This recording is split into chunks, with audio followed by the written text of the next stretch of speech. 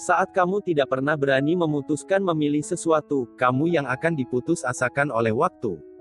Ayo. Tangan Nara menarik Kevin. Sepedanya. Udah, tinggal dulu. Kita naik angkot. Tapi, biasanya juga amankan di sini. Tapi kalau hilang, sini kuncinya. Nara mengunci sepeda yang menepati janji semalam. Mereka naik angkot warna oranye.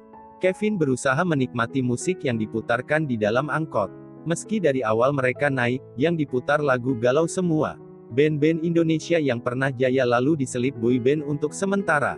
Sesekali lagu Minang. Kevin diam mendengarkan lagu Minang yang dinyanyikan Ray, Raso Indak Tatahankan. Lagu sedih tentang seseorang yang ditinggalkan oleh orang yang dicintainya, lalu pergi dengan seseorang yang lain. Serius banget dengerin lagunya. Nara mencubit pinggang Kevin. Apaan sih, kamu? Siapa juga yang serius dengerin lagu galau gini, elak Kevin. Ngeles mulu, Nara tersenyum licik. Dia terlihat bahagia. Kevin tidak memperpanjang bahasan itu. Ia segera mengalihkan topik pembicaraan. Kamu mau beliin dia apa? Kevin menatap Nara, sesampai mereka di depan sebuah pusat perbelanjaan di kota kecil ini. Di padang pusat perbelanjaan memang belum sebanyak di kota besar. Untuk mencari barang-barang yang akan dijadikan hadiah pun harus ekstra lebih gesit. Susah soalnya nyari barang yang diinginkan. Kevin sendiri, biasanya lebih suka belanja online. Tetapi Nara tidak mau belanja online. Ia tidak mau nanti kalau ternyata barang yang sampai tidak sesuai dengan yang ada di foto online shop. Lagi pula menurut Nara, ia ingin merasakan perjuangan mencari kado untuk Junet. Apa ya, aku juga bingung. Makanya ngajakin kamu. Nara mengerutkan kening. Ya elah, Nara. Hehe. Ya udah, kita masuk dulu.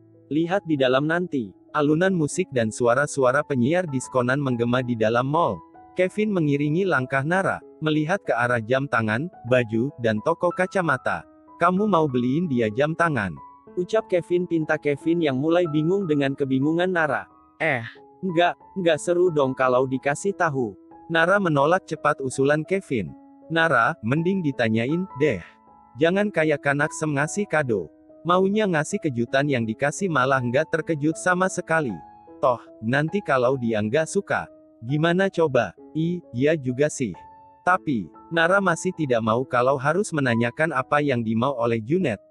Lagi pula, Nara tahu, kalau ditanyakan pasti Junet menolak. Jadi, mereka terlihat saling kebingungan. Kevin baru pertama kali melihat Nara seribet ini memilihkan kado untuk pacarnya. Biasanya juga ia asal beli barang saja. Dan jam tangan adalah kado paling sering menjadi pilihannya. Padahal, menurut Kevin tidak semua lelaki suka dikasih kado jam tangan. Bahkan tidak semua lelaki sebenarnya suka dikasih kado. Mata Kevin tertuju pada toko perlengkapan panjat tebing. Yuk, aku tahu apa yang harus kamu belikan. Tangannya menarik tangan Nara. Setelah memilih satu barang yang akhirnya menjadi kado untuk Junet, Nara terlihat sedikit lega. Ia tinggal mempersiapkan hal lain yang akan diminta tolongkan pada Tiara. Untuk urusan Tiara, Kevin juga harus mengalah agar mau membujuk Tiara. Lelaki itu memang tidak pernah sanggup menolak keinginan Nara. Apa saja, pasti ia akan melakukannya. Hal yang hampir sama dilakukan oleh Tiara kepadanya. Meski Kevin tidak pernah meminta, tetapi Tiara akan selalu melakukan apa saja yang membuat Kevin bahagia. Walau seringkali ia malah terlihat aneh, karena cemburu yang tidak dimengerti oleh Kevin. Ia tiba-tiba saja merajuk, tiba-tiba saja cemberut. Dan Kevin mengabaikan semua sikap rajukan Tiara permintaan Kevin tentang perencanaan perayaan ulang tahun Junet. Tetapi Tiara tidak menolak. Dia mengiyakan permintaan Kevin. Lagi pula ia tahu, Kevin tidak meminta hal lain selain urusan komunitas kepadanya. Hanya itu yang diinginkan Kevin. Dan sebagai perempuan yang menaruh hati kepada Kevin, Tiara tidak akan pernah ingin melihat lelaki itu kecewa. Meski cinta seringkali membuatnya merasa kecewa. Hari yang ditunggu itu pun datang. Setelah menyiapkan semuanya secara terkonsep, Tiara datang menjemput Kevin, sedangkan Nara sudah lebih duluan di tempat yang ia janjikan ingin bertemu dengan Junet. Konsep sederhana, hampir sama seperti yang dilakukan kebanyakan pasangan muda lainnya. Hanya makan malam sederhana, dengan lilin di atas meja makan. Dan Nara malam itu tampil lebih cantik dari biasanya. Kali ini ia benar-benar terlihat cantik. Junet senang menatap Nara yang terlihat lebih cantik itu. Ia menggenggam tangan Nara, mengatakan kalimat cinta, dan betapa bahagia ia memiliki Nara. Perempuan itu hanya tersenyum. Sepertinya Junet lupa kalau malam itu adalah malam ulang tahunnya. Lagi pula, Junet bukan lelaki yang suka mengingat ulang tahunnya sendiri. Ia bahkan tidak pernah ingat hari jadian dengan Elia dulu, mantan pacarnya. Ia juga sering lupa merayakan ulang tahun Elia tepat waktu. Meski begitu, untuk hal lain, dulu cinta mereka begitu mesra, sebelumnya luka meluluh lantakan segalanya. Malam ini, diam-diam Nara menyiapkan segala cinta yang baru pada Junet. Dan lelaki yang juga mulai mencintainya itu terlihat tetap menikmati makanan.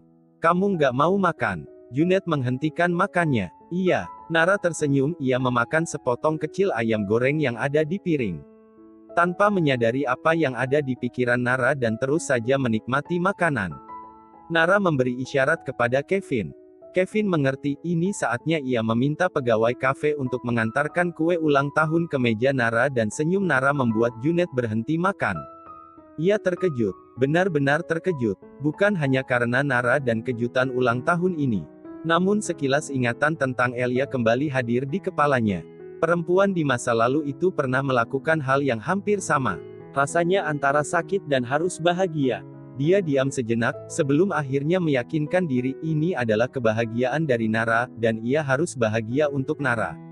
Terima kasih ya, sayang. Junet mengecup lembut kening Nara. Perempuan itu tersenyum. Tiara juga ikut tersenyum melihat Nara dan Junet begitu mesra. Kevin juga ikut memaksa bibirnya tersenyum. Ada yang luka, ia cemburu, hatinya terbakar. Namun, ia tidak akan melakukan apa-apa selain tetap bertahan dengan segala duka di dada. Tiara yang melihat mata Kevin menyimpan luka, segera menggenggam tangan lelaki itu. Kevin hanya diam beberapa saat meski tahu Tiara menggenggam tangannya. Sebelum akhirnya pelan-pelan ia melepaskan genggaman perempuan itu. Tiara tahu apa yang dirasakan Kevin. Hal yang sering kali ia rasakan saat Kevin memberi perhatian kepada Nara. Aku punya hadiah buat kamu. Nara memberikan sekotak kado berbungkus kertas merah jambu motif bunga. Ini apa? Aku buka, ya. Nara mengangguk mendengar ucapan Junet. Sleeping bag, ucapnya menatap Nara. Agar kamu nggak kedinginan, ucap perempuan itu tersenyum. Lagi-lagi kado itu mengingatkan Junet pada kenangan beberapa tahun lalu. Di tempat berbeda, di tahun yang berbeda, di tanggal yang sama, di kejutan yang nyaris sama, Elia pernah menghadiahinya jaket agar ia tidak kedinginan. Dan memberikan ucapan yang sama dengan apa yang dikatakan Nara. Apa luka di masa lalu selalu berkaitan dengan kebahagiaan saat ini? Junet membatin. Namun ia segera menepis semua kenangan itu sejauh mungkin. Sebelum semuanya terbawa semakin jauh. Mencintainya, perempuan yang kini adalah bagian hidupnya. Kuenya kita potong, yuk. Ajak Nara memecahkan keheningan yang tanpa sengaja tercipta di antara mereka. Tiara membantu Nara memindahkan lilin di kue. Seperti sewajarnya, Nara menyuapi Junet. Lelaki itu melakukan hal yang sama. Dan seterusnya menyuapi Kevin dan Tiara. Kevin berhasil menepis pedih di dadanya. Namun, ia benar-benar merasakan akhirnya. Lagi-lagi ia adalah orang kedua saat Nara jatuh cinta. Tiara menyandarkan kepalanya ke bahu Kevin, mengerti apa yang sedang dirasakan lelaki itu. Dan malam itu pun akhirnya dihabiskan mereka dengan makan malam satu meja. Dua perempuan yang jatuh cinta dan memberi senyum termanisnya.